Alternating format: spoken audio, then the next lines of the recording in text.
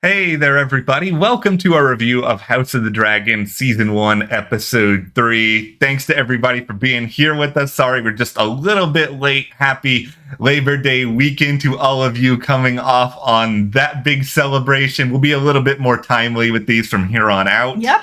This episode, oh my goodness, the last 10 minutes of this episode, there's such a thing as being in, and then there's like so far in that nobody can ever pull you out. That is like me watching Daemon Targaryen do his work. Daemon was not having his brother coming in to save his butt. He was just like, that's the motivation I need. Oh, you're coming in after 3 years to fix this and save the war? I don't think so. I could do the entire video just talking about that, because that is just so fantastic. We will, of course, talk all about that and so much more. But before we go further, go ahead and hit that subscribe button, because, we are here every week talking through House of the Dragon and, potentially what other sort of Game of Thrones offshoot they come out of this after HBO is seeing all the money that is just pouring in on them with this. Yeah, and if there's any Star Wars fans out there, we're going to be doing Andor later this month, and we've already covered Obi-Wan, and Ahsoka is going to be coming up as well. So there's going to be lots here at the channel. Hit that subscribe button. Follow us over on Instagram, Matt and Jess TV. Okay, let's talk about Daemon, because man, he was in this losing battle for 3 years where he was just not getting anywhere with the crab people, and they were just like, nope, you got a dragon, cool, we're just gonna back up into these caves and all the best to you, go kick rocks. And it really sunk them. It's kind of fun to see people actually try to plan military strategy around the idea of a dragon. Like, they're so used to it that they actually have to actively think about this. But the idea of it being a letter from his brother basically being like, I'm gonna send some more soldiers down there. This was the ultimate, like, I'm disappointed in you, Daemon. And then he's like, oh, you're disappointed with me? Well, I'll show you. Yeah, no, it was really like, the ultimate, you can't do this. Yeah. So I need to come in here and save you, which was going to be a huge humiliation for Daemon. He was not going to have that. And that was the motivation he needed to be like, okay, I need to end this, and I need to end it fast. And I got to end it before my brother comes in and swoops in and takes care of everything. Because clearly, if he's got to come in at this point, I don't have any more time. Daemon is a fantastic character. Oh my goodness. He's such a petulant child in a lot of ways, and yet I love him. I loved everything here with him, just like immediately getting all pouty about this, coming up with this like completely harebrained idea. He starts running down there waving the white flag, surrendering himself, not so much. And it completely worked. I mean, it was the motivation he needed, and I think it gave us a deeper look into these two brothers and sort of where they stand with each other, and especially for Daemon. I mean, we've seen this already set up. He is the second son. It's tough to be in that position, especially when you're part of a royal family of, where do you fit in? Oh man, my brother's already king. Now he's got to come here and finish off the war I started that I couldn't finish. Like, that's just going to follow him around forever. He's a really complicated character. He was so desperate to prove that not just that he didn't need his brother's help, but that he's a worthy leader in his own right. Yes. Despite the fact that really, here's what we have seen of Daemon so far. Goes against what the king wants in this situation. Sure, it works out for him. His like random occupation of Dragonstone last week. Like, this guy does not listen. This guy does whatever he wants. Sometimes he stumbles into a little bit of luck. The only disappointment that I have with all of this, and this is a very minor thing because the action stuff was so good and like full Game of Thrones, high stakes. Like, this was the big budget stuff we got in the latter seasons where the big budget stuff was really the only thing that was super good. But like, I wanted Crab Feeder to live longer. Like, this guy was I loved the mask. I loved the look of this dude. He looked like he could have been a really good villain. You guys just off him in episode 3? I'm all right with it.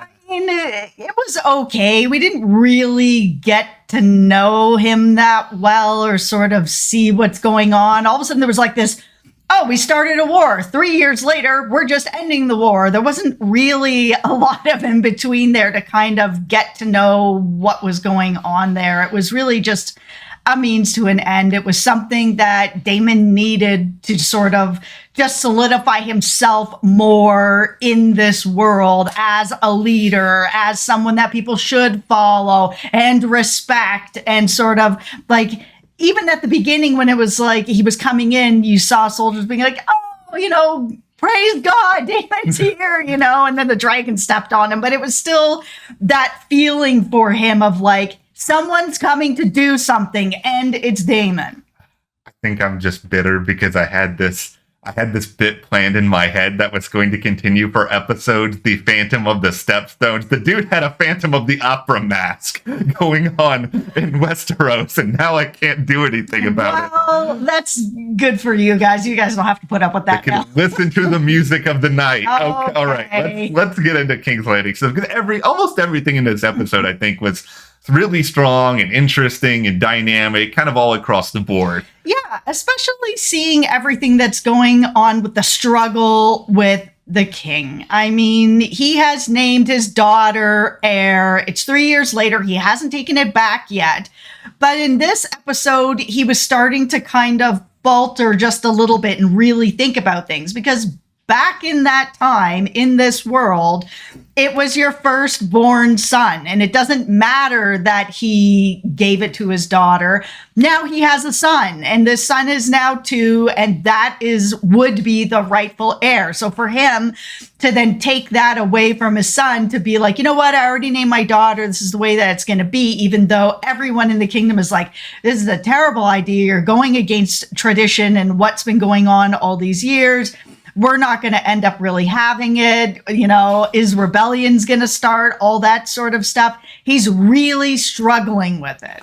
He is, and I think it's a believable enough premise for this world that it would totally make some sense, because we have seen already King Viserys is not a bad dude. He's not a bad king. He's trying his best, but he is basically in like this tug of war where he is like trying to pull the rope, and like he's trying to pull towards Rhaenyra being like this right heir. But then you've got like Alicent and Otto and pretty much half of the King's Landing. All these other people being like, nope, look at your son. Your son is the man. Sure, he's only 2 years old, but you know what? This is tradition. You follow that or else. Okay, let's talk about marrying off Rhaenyra, because that was a big thing going on here, where he's like, I am drowning in marriage proposals.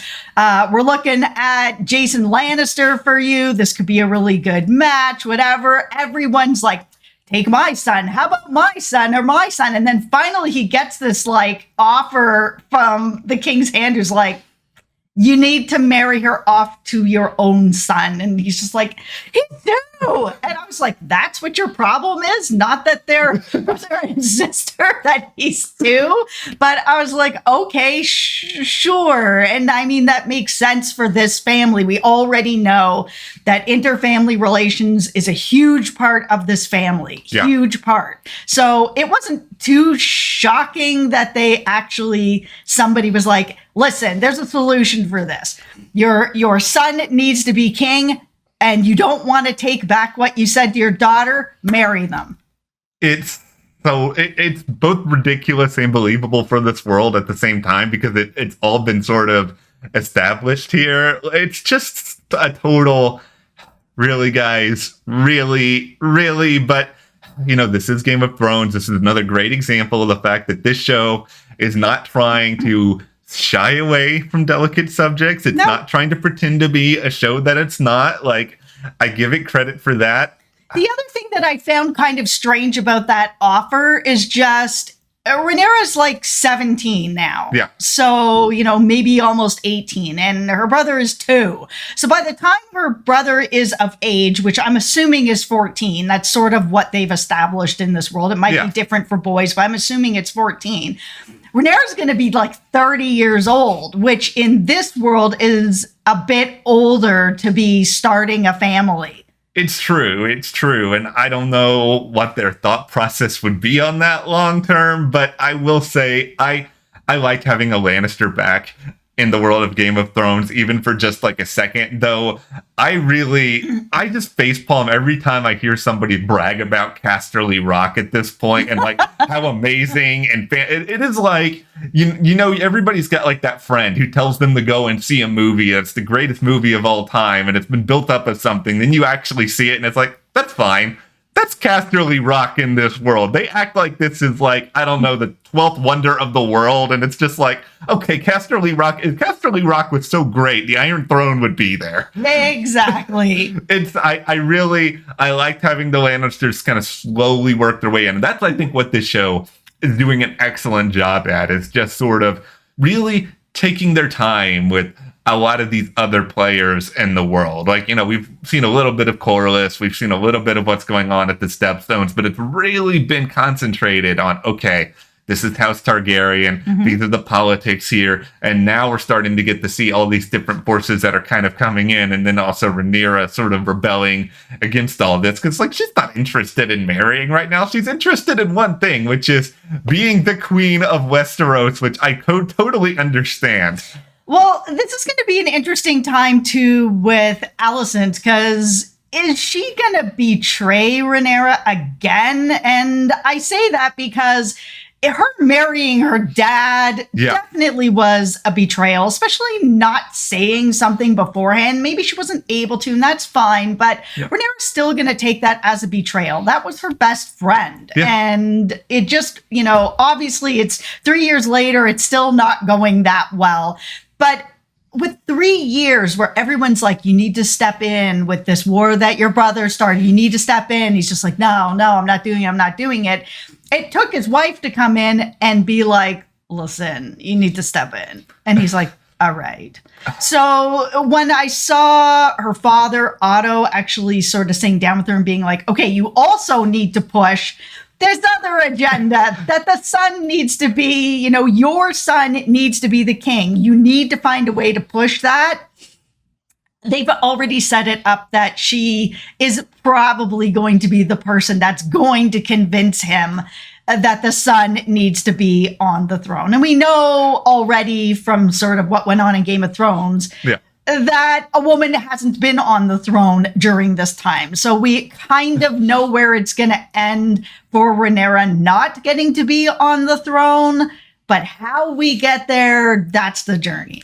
And I think that's going to be a big part of the fun here. And, you know, listen, if Alicent pushes this, I understand it. It's not like, you know, I would rather see 2-year-old Aegon Targaryen be the next king. Nobody cares about this person, but it is just like, that is her son. And the thing we all know is that power reigns supreme throughout all of King's Landing. Her relationship with Rhaenyra is certainly not what it was once upon a time, when it kind of felt like there was something going on between the two of them. Yeah, well, it's also interesting because Alicent seems like she doesn't really care about power. She did this for her father. She has create a relationship with the king that feels like it's pretty genuine, but, you know, she did this out of duty. It wasn't out of straight love or anything like that. And it feels a lot like her dad is still pulling all the strings on it, where she's just like, okay, yeah, it'd be great to have my son as the king, but, you know, Rhaenyra would be a great queen. I don't have any problem with this.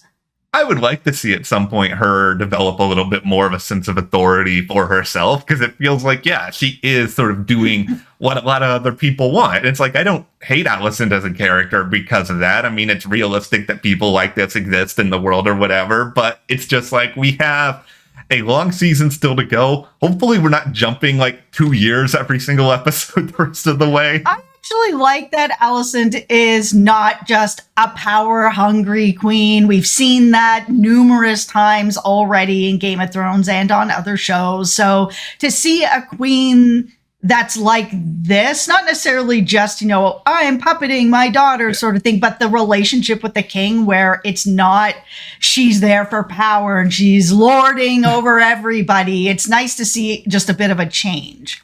I will just say, you know, 3 episodes in, this show has surpassed so many of my expectations, and I don't know if the bar was just so low because I was afraid of getting my hopes up again after Game of Thrones, but it's just like, this is legitimately like really good and intense and really well written and really thought out, and I hope they can keep this up. Please keep this up. Don't break my heart. No, I think that they're on a really good pace right now, and the characters.